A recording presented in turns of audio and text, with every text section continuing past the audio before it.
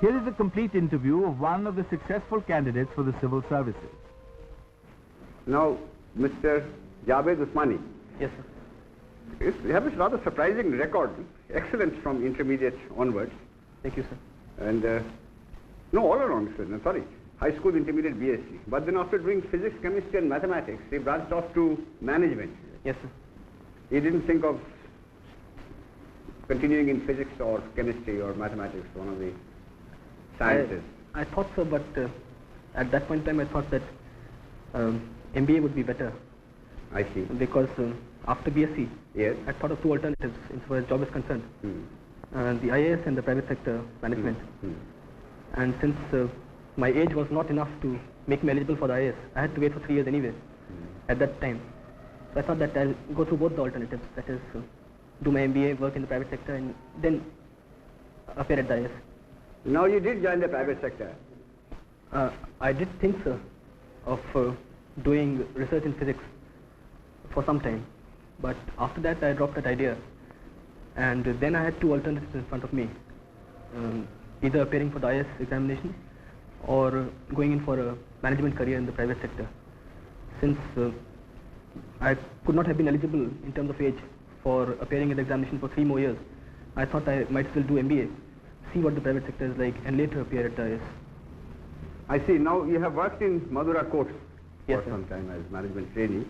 Now they must have paid you more than they're likely to get in government for several years now. Well, that's true, sir. Now, you tell us briefly what attracted you to government service. Was it status or security or the prospect of wielding authority? Well, sir, I preferred the job that I would be doing in the IAS, if I'm selected, to the job that I was doing in Madura courts for 2 reasons primarily.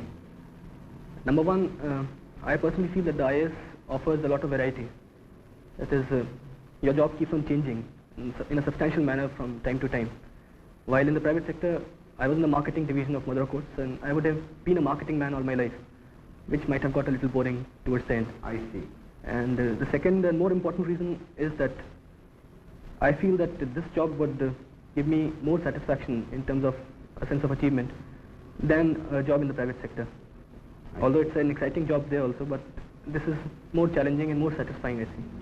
Now, Mr. Usmani, in our country we have a mixed economy. Yes, sir. Now, would you tell us what you understand by mixed economy? So mixed economy is one in which, as a matter of policy, both the public and the private sector are allowed to exist side by side, complementing each other. Yes. And what do you understand by Gandhian economics? So this is a term which has been in use of late quite a lot, but not very well understood, I think. So I also don't know very much about it, but I can make a guess. I personally feel that Gandhian economics would mean not industrializing on a very large scale, decentralization, small scale industry, lot of emphasis on agriculture and rural industries. Now, there's just one more question I'd like to ask you before I hand you over to a colleague of mine. You are from UP.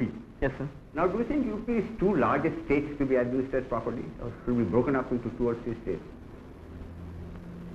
So I can't say offhand. UP is a very big state, population-wise as well as area-wise. It wouldn't be my idea actually. I've been reading about it, and a lot of people have been saying that UP should be broken up and it will be administratively much better if UP is broken up into smaller areas. But I don't really have any particular thought of mine on this subject, sir. That's all right. When did you do your management training? So I was in the 74, 76. What is the duration? 2 years, sir. I see. And then you were a management training Madura course. How long? I was in Madura course for 10.5 months. Sir. I see. Now, with your background, you should be able to tell us the qualities which go to make a successful executive or a successful administrator. Business magazine very humorously describes a successful executive as one who can delegate all the responsibility, shift all the blame, and appropriate all the credit. But I don't think you agree. I don't agree either. But you tell us from a past experience. A successful executive or a successful administrator should possess basically 2 qualities. Number one, he should be absolutely thorough about the job that he's doing, that is technical expertise. in whatever area he is, he should know more than his subordinates about the job that he's supposed to get done out of them. And secondly, I think he should be very good in human relations. That is, in establishing a good working relationship with his subordinates and his superiors and his peers. These two qualities, I think, are the essential qualities of a successful executive. What about leadership? Leadership, I think, is a specific quality which comes in that human relations aspect. That is a general, there's a general quality which contains a lot of specific factors like leadership, motivation of subordinates, good relations within the office, no acrimony between peers. So all these things, I think, should be covered by the general factor, the general quality of human relations, good human relations. Because a district administrator has got to lead the team. He's got to be a good leader. Yes, sir. Okay, thank you. Mr. Usmani, I find that you have offered 2 papers on European history. Yes, sir, the lower and the higher. I see. I would just like to put a question or two on these areas that you have studied. What would have been the consequences of a decision to open the second front not on Normandy beach but in Southeast Europe, in the Balkan area somewhere there? If during the Second World War, you see. If the second front had been opened in the south of Europe, that is in the Balkans, then the Americans and the British armies would have been able to come across all these countries. Mr. Usmani, I'll take you up from one of the answers you gave to my colleague. Yes, ma'am. You said international law started with the Crimean War and came to be respected after the Crimean War. Can you explain that? Prior to the Crimean War, the character of international law was primarily as a law between Christian nations. It was only after the Crimean War that Turkey was included in the family of nations, and being a non-Christian country, the character of international law became really international after that. Right. What would you say is the position of international law today? Can you please elaborate this question? You see, because the general impression is that international law is not respected by the different nations of the world. The question that you're asking is primarily that whether international law is a law at all, or does it have any validity in the contemporary world? Well, it does not have a validity which is comparable to municipal law in a country, but it certainly has a validity of its own, because there are certain kinds of sanctions which are imposed on a country which does not obey international law. For instance, the first and the most important sanction is that of the United Nations. Mr. Usmani, although your first preference is the administrative service, I'm sure that you take some interest in international affairs. Yes, I do, sir. What kind of reading do you do? Nothing in particular particular, country? but I've been reading the Time, for instance. But what particular country you focus your interest in the international field? China, for instance, sir. China. What about the Arab world, for instance?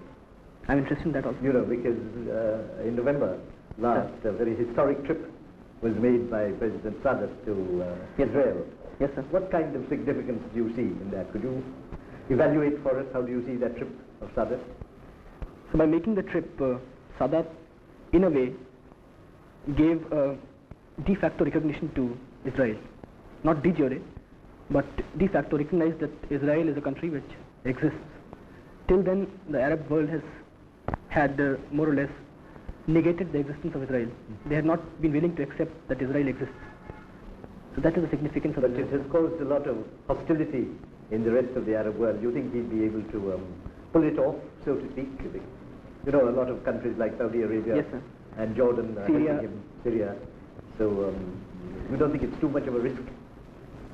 Sir, I think personally that Sadat is looking after the interest of Egypt more than the interest of the Arab world.